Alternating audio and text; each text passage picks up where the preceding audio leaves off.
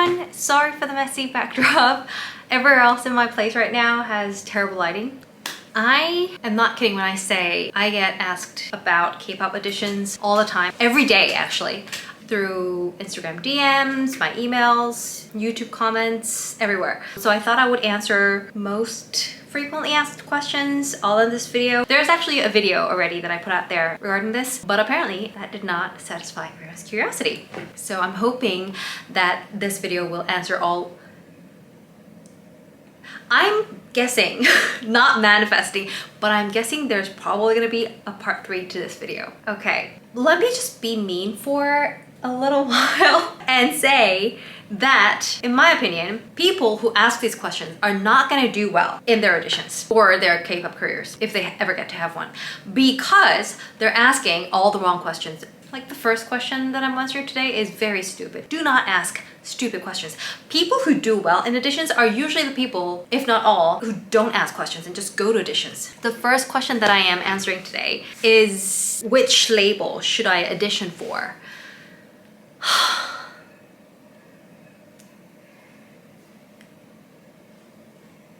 Everywhere. Like, what do you think? It's like applying to law school. Even if my first choice is Yale, I'm not gonna only apply to Yale Law School. Nobody does that, okay? That is very, very stupid. Even if you absolutely would die rather than to go anywhere. Well, okay, fine then. In this case, you would only apply to Yale. But usually, people whose dream school is Yale also apply to Chicago and Stanford and Harvard and Georgetown and Penn and NYU. That's what you do. And when you get accepted, you make your choice. You might only get accepted at Harvard and Stanford and not Yale. So that's your choice you make after the acceptance news comes in. It's really weird and kind of comes off as arrogant when people ask, like, I don't know what label I should audition for. I think I'm like more of an SM type, not a YG person. Trust me when I say you have no idea how good your fit is with any of these labels. The label people know because they have plans for certain type of artists that they want to put out next year or this quarter, whatnot, and what member they're lacking. Are they looking for a rapper? Are they looking for a pretty face? Are they looking for a vocalist?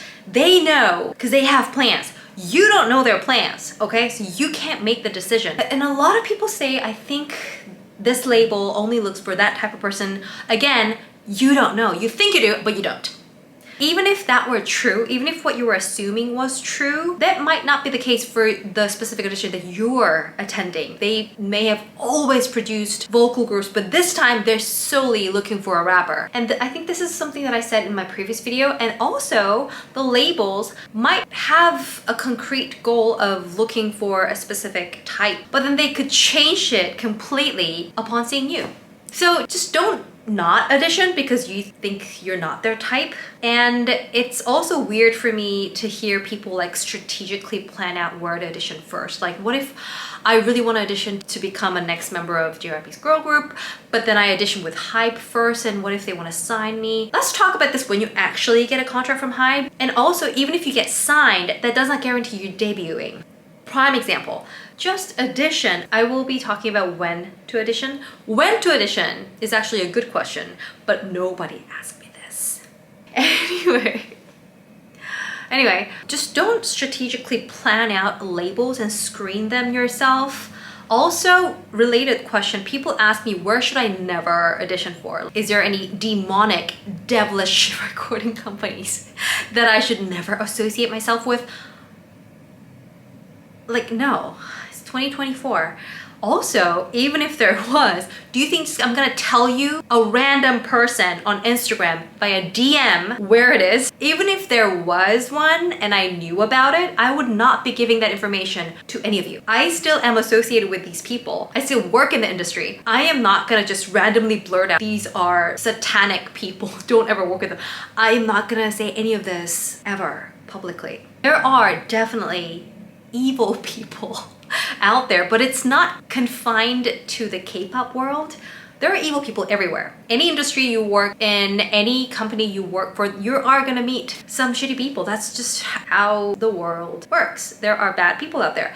Even at the same label, some trainees will have a fantastic experience, whereas some people may find it hellish. It's very case by case I can never make a generalized answer, but I've worked in multiple industries, varying in scope and size and the nature and the constituents. I can definitely tell you that there is a significantly higher chance of meeting bad people in the entertainment industry, sadly, than in other industries. And the bad things that you may experience are a lot worse in nature compared to other bad stuff that you can encounter in other industries. It's good for learning life lessons, toughening up, but yeah, you just have to cross your fingers and you're just gonna go through this blazing fire unharmed. You will only get to find out, and you will only get to make the judgment of this label was a great label or this person in this label was a horrible person after you've experienced it. You will never know for sure beforehand, and there's no point asking people in the industry because they're still in the industry. They will never give you a straightforward answer, and even if they do give you a straightforward, honest answer, it's really confined to their own experience. Everybody will have a varying experience depending on a lot of factors. Oh, also, this is not a question, but a request that I get many times. I get asked to train you individually. I get questions about whether I give personal, like private lessons. I don't. I just don't. I can, but I think I'd be a really good teacher, but I don't enjoy it. Yeah, I don't. And also, while I've had the best teachers and trainers out there in the K-pop industry, I think it's mostly your talent and how much you practice and prepare yourself. Moving on. Next question, what to do at an audition. I recently saw a video about an actor talking about how he differentiated himself from other actors in auditions by preparing monologues that nobody did. Okay, I've been to acting auditions as well, and in those auditions, both for singing and acting, there are always a trending piece, a monologue that everyone is doing, a song that everyone's singing because it's topping the charts or it's popular in auditions. There will always be that song. I partially agree with this actor's tip on preparing something that nobody's doing, but also prepare what everyone's doing, because there's a chance that they might ask you, like, everyone's singing this song, we just want to hear how it sounds when you sing it. Can you sing this song that everybody knows? It'd be good if you told them, oh yeah, I actually know the song and I've prepared it and I will sing it for you. Like, it'd be great. So also have that in your back pocket, but your first song should be the song that brings out all the good features and all the great skills that you have. If you can hit the notes, go for Mariah Carey, Ariana Grande. Don't start from the beginning. Go straight to the bridge or the hook where there are all the high notes. If you are a mezzo-soprano, don't go for the songs that have all the high notes in it, because that's just not good for you, right? So choose a song that best brings out the things that you are good at, choose the part of the song that gets the job done, and that will work to your favor. Also, I'm an over-preparer. I prepare a lot more than I need to, but that's always worked to my favor. Like, there's not gonna be a single record label that says, oh, we hate that you prepare so much. Nobody will do that. And this actually carries over to any other work that you do. It's been working to my favor in other jobs that I've held and in law school as well, so always over prepare. So it's good if you, even if you're a vocalist, they might want to see some different aspects of you, and if they ask you, do you have anything else that's quite different, you can answer, I have a rap. Or if you sang a slow number, you could go, I have some dance numbers if you want to listen to me sing a dance number. Like, just prepare different stuff. But in order to choose the right song in different genre or different type of music, you need to know what you're good at and what you're not good at. And in order to figure out what you're good at and bad at, you gotta practice a lot. And when I say practice, it's not just giving it like 10 goes and say, oh, okay, this song is not working for me. The reason why most K-pop record labels have monthly evaluations, we call it warm-up 평가, is so that you really give it a go with a song to try a certain style out. We will be assigned a song to sing and to dance to, and that would be our main thing. And the things that I'm listening to in that month will be that song mainly, and all the songs that's gonna help me practice this song better. And even with the main assignment song, I would listen to that song like 24/7. Back in my day, this is a back in my day story. We had CD players. Do you know what they are? I would just put it on repeat, and sometimes I would put section repeat for, usually it's a bridge that I can't really get it down. And one time it set my record player on fire because I listened to it so many times without stopping. so it caught fire. It was scary. I would listen to my assigned song so many times, focusing on the vocal, focusing on the instrumentals. I would listen to the bass only, the drums only. I would do image training and imagine how I would gesture, how I would like look at the camera. I would record myself singing the song, review it, correct the things that I did not know that I was doing, but I was doing. Like, you might have a really weird tick when you're singing. You might just do this when you're hitting the high notes. I don't know, like oftentimes people don't know. So it also helps if you're recording yourself.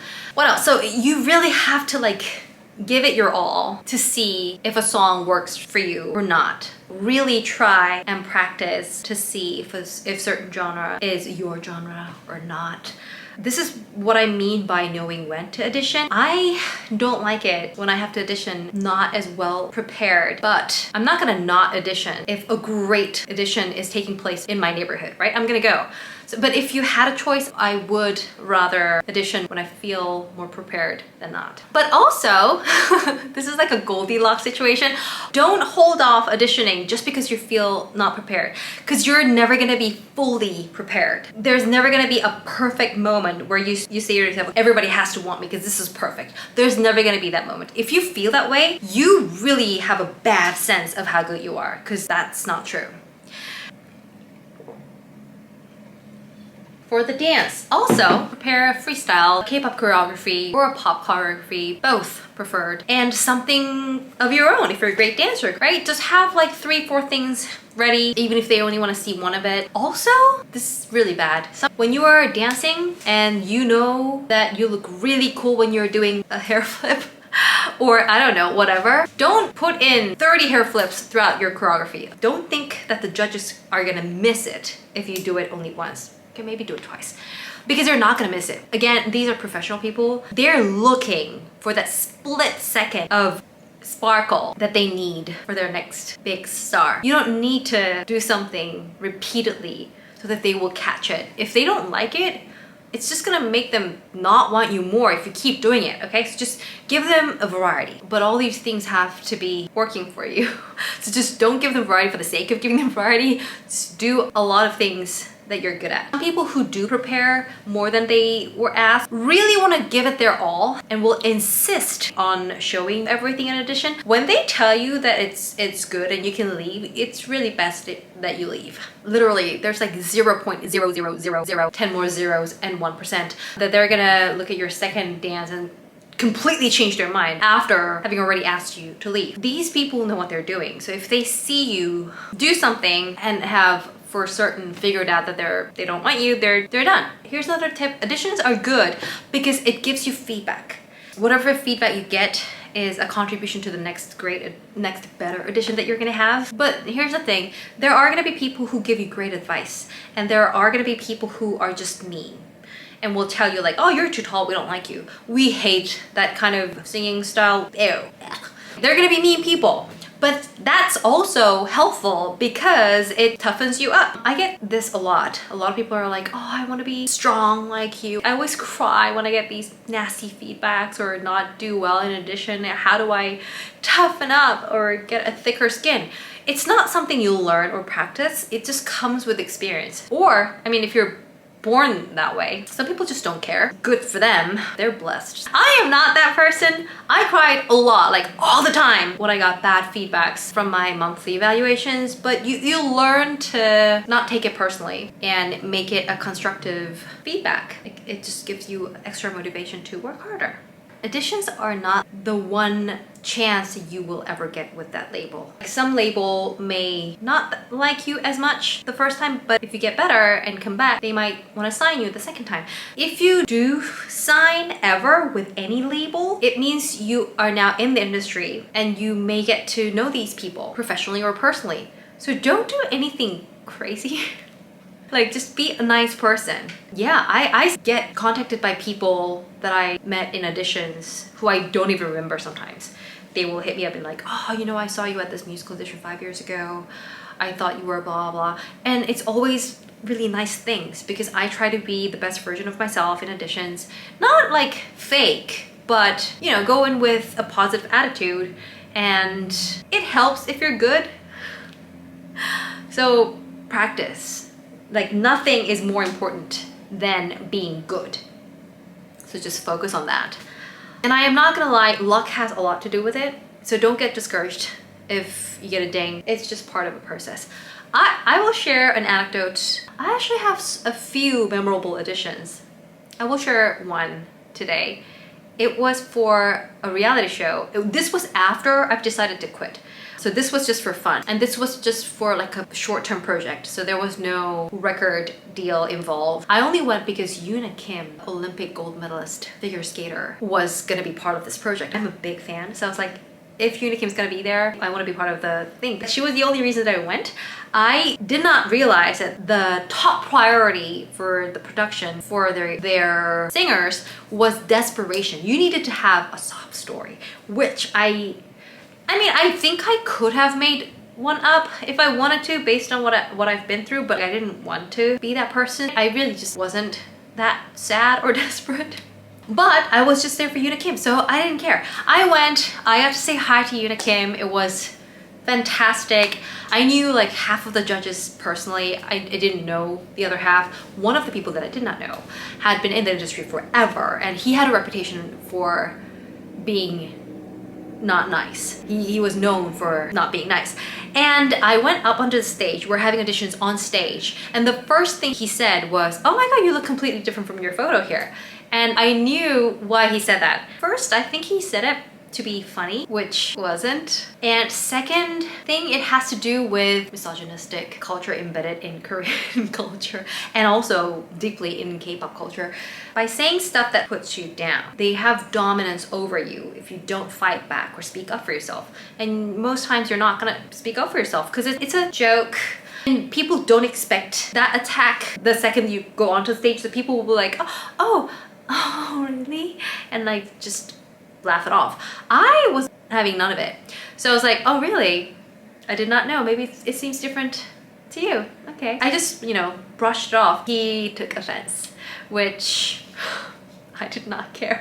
And aside from Yoona Kim, all the judges were male. And they were all like, is he gonna say something back? Because he's a nasty person. I was on stage, so I could see everyone. Yoona Kim, as soon as I made that remark, she looked up, she looked at me, we made eye contact, and she was like, yeah. And that was worth everything. I sang my song, and the first comment I got was from Yoona Kim. She loved it. She said the second I started hearing you, listening you sing, I just loved it. It was beautiful, you're a great singer, all of that. And the only other person who made a comment was him. He was like, how bad do you want this? I'm like, I really want it. I would love to be a part of this project. I think blah, blah, blah. And then he's like, but you're not like dying to be on this show, right? And I was like, what do you mean? He said, you're not desperate. You're not like, your life won't end if you don't get this. I'm like, no, it won't end if I don't get this. But I really want to be a part of it. It's like, that's all I needed to know. Even before I started singing the song, that I was not going to get it because of this interaction with him, but I didn't care. So note that this is not a tip for you guys. Like, I only said what I said because I could read the room. I knew people there. I know of his reputation, and I didn't have anything to lose. There was a lot of things going on for me to have made that statement. You certainly should not be doing this in your audition. Like, don't think I have to stick up for myself if I get feedback. Usually the negative comments will be helpful and they don't mean bad. If you go into an audition and somebody says, you look really different from your photo, that is a genuine constructive feedback. Ask them, like, is it the lighting? Is it something I'm wearing? Should I smile more? What do you think is different? What's better? What should I do? And then you can take another headshot for your next auditions. So don't stick up for yourself only if it comes to, I don't know, like doing sexual favors and whatnot. Those stuff, you gotta be really firm and stick up for yourself and say no. All the K-pop companies that I know will never ask for any of that. So that's not gonna happen. Also, they don't ask for money. If they ask for money, that's just not that's not legit, no. Speaking of money, some people ask, what do I do if I want to audition for a K-pop label in Seoul, but I don't have the money to buy a flight ticket? This is another stupid question. I really don't know what you expect me to tell you. Like, am I gonna call the label and ask on behalf of you? I don't know. Also, if you want to audition, you pay for your own ticket. Like if they want to sign you, they might send you a ticket to come over and sign. But as far as I know, no record label is throwing flight tickets to people who want to audition. If they really like you, they might invite you over. But unless that's the case, just gotta be good enough to deserve an invitational ticket. Also, oh, another one. I get asked to make introductions. I just wanna tell you, I don't do introductions because I don't know you. Yeah, I'm not gonna make random introductions to record labels. I've never done that and I don't plan on doing that in the future. And I also have to say, I have really high standards. If I'm recommending someone, I have to be confident that this person is like star material. If I'm satisfied, there's zero chance that you are gonna fail at an audition on your own merit. If this is the level record labels are choosing their trainees, my standards here, it's faster for you to get signed if you just go to an audition and do well rather than getting me to introduce you. I think I've covered the most frequently asked questions. I think I'm gonna talk about the pros and cons of being in a girl group and going solo once you're signed, because I've experienced both. I think that's gonna be my next K-pop related video. If you have any questions, comments, just because I was not mad. I wasn't mad. Oh, it's annoying when you get stupid questions. Just because I was a little annoyed at the stupid question, this is not supposed to discourage you from asking questions. So please ask away any questions you might have for my next K-pop related video. And I hope this helped. And good luck to all of you who are auditioning.